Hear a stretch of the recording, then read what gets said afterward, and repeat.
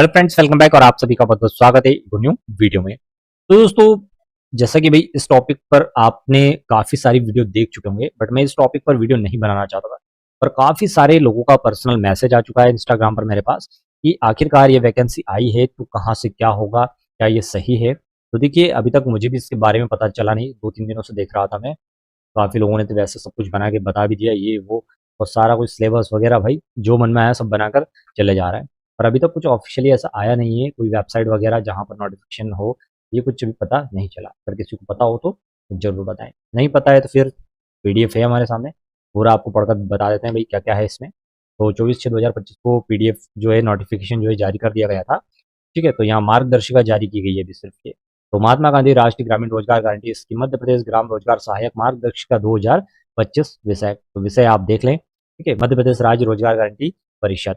तो भाई यहाँ पर आप देखेंगे ये ऑफिशियली लेटर तो वैसे जारी कर दिया गया है, और इसमें क्या क्या है तो देखिए मेन मेन जो टॉपिक है वही इसमें बता देता हूँ। अगर कुछ होता है यहाँ पर तो आप भाई ठीक है आवेदन तो कर ही पाएंगे। और जैसा कि आपने थंबनेल देखा कि यहाँ पर आवेदन कौन कर सकता है, मुख्य बात है।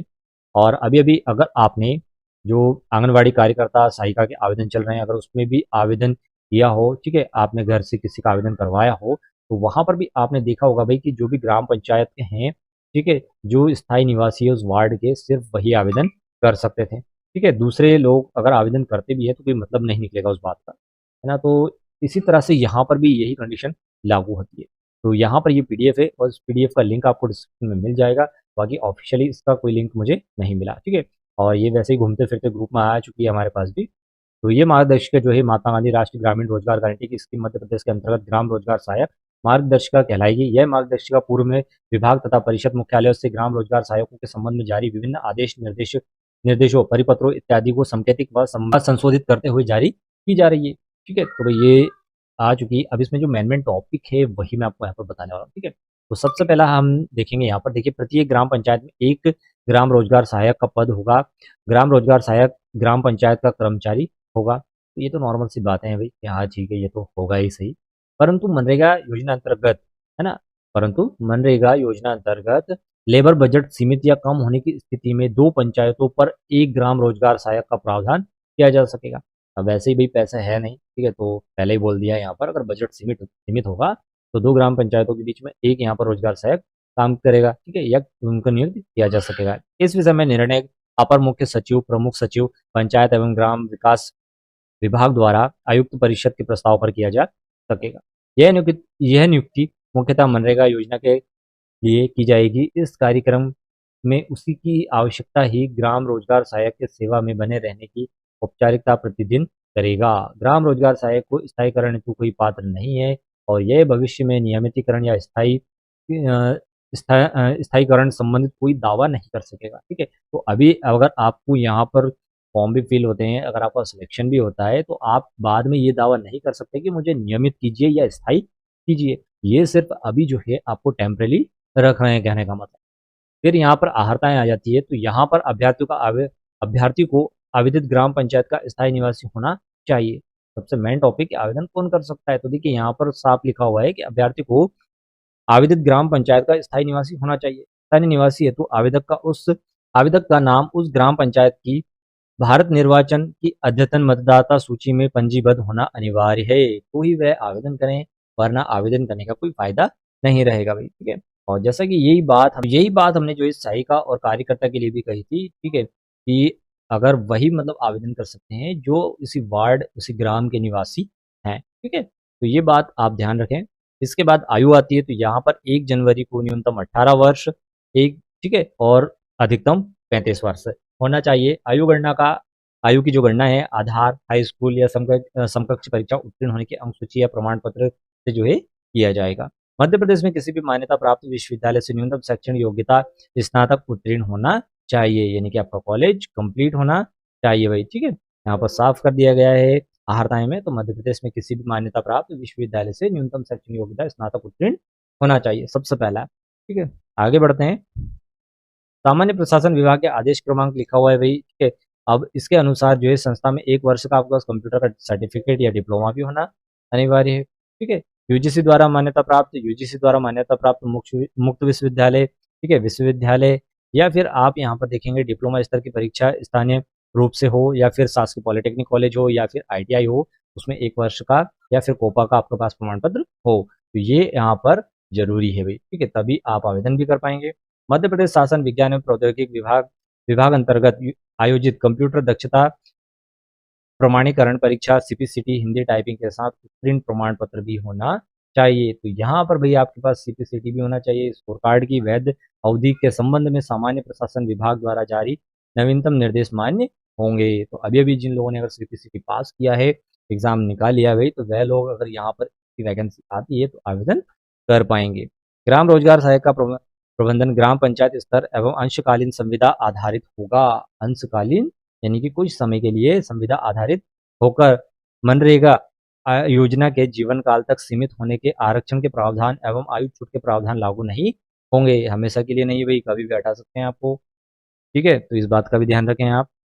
नियुक्ति कार्यवाही से नियुक्ति कार्यवाही से व्यक्ति होने पर अभ्या अभ्यता द्वारा निम्नलिखित अपील प्रावधान के तहत सक्षम स्तर पर अपील की जा सकेगी। तो बाकी कुछ आया नहीं भाई नोटिफिकेशन में, मेन जो टॉपिक यही है। और एक ग्राम इसके बाद चयन की जो प्रक्रिया है वह भी देख लें आप।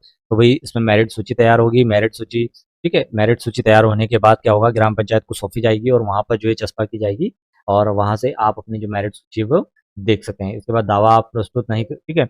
मेरिट सूची में चयनित अभ्यर्थी नियुक्ति का दावा प्रस्तुत नहीं कर सकते। नियुक्ति संबंधित कार्यवाही, ठीक है? तो देखेंगे आप यहाँ पर।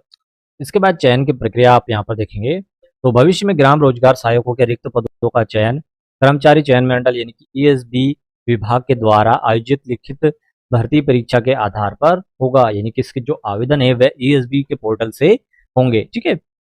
परीक्षा में पास अंकों के आधार पर अभ्यर्थियों की प्रवीण यानी कि मेरिट सूची तैयार की जाएगी और 1 से अधिक अभ्यर्थियों को समान अंक प्राप्त होने की दशा में आयु में वरिष्ठ अभ्यर्थी को प्राथमिकता या मेरिट में उच्च स्थान दिया जाएगा, ठीक है? ग्राम से रोजगार सहायकों के हेतु न्यूनतम कट ऑफ अंक का निर्धारण भी जो है अपर मुख्य सचिव मुख्यालय, सचिव पंचायत एवं ग्राम विकास विभाग द्वारा आयुक्त परिषद के प्रस्ताव पर किया जा सकेगा। उक्त परीक्षा केवल आहर्तकारी होगी। मेरिट सूची में चयनित अभ्यर्थी नियुक्ति का दावा प्रस्तुत नहीं कर सकेंगे, ठीक है? मेरिट सूची में अगर आप चयनित होते हैं तो अभ्यर्थी नियुक्ति का दावा नहीं कर सकता जब तक कि आपका ऑफिशियली नाम आगे से ना आ जाए भाई, ठीक है? इसके बाद आता है संविदा अवधि या अनुबंधन। ग्राम रोजगार सहायक अंशकालीन संविदा कर्मचारी होगा, ठीक है? अंशकालीन संविदा कर्मचारी होगा यानी कि कुछ समय के लिए। मनरेगा योजना अंतर्गत अनुबंधन ग्राम रोजगार सहायक के लिए संविदा कार्य अवधि 1 वर्ष होगी। कितने वर्ष होगी? 1 वर्ष।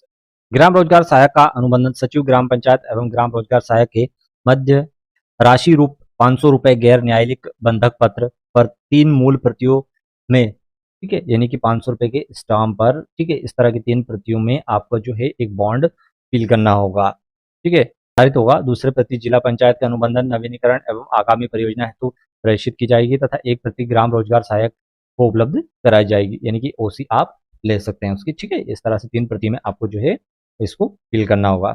अनुबंधन के निष्पादन पर होने वाला व्यय चयनित ग्राम रोजगार सहायक द्वारा स्वयं वहन किया जाएगा। यानी कि जो भी खर्चा आएगा वही आपको आपकी जेब से देना होगा।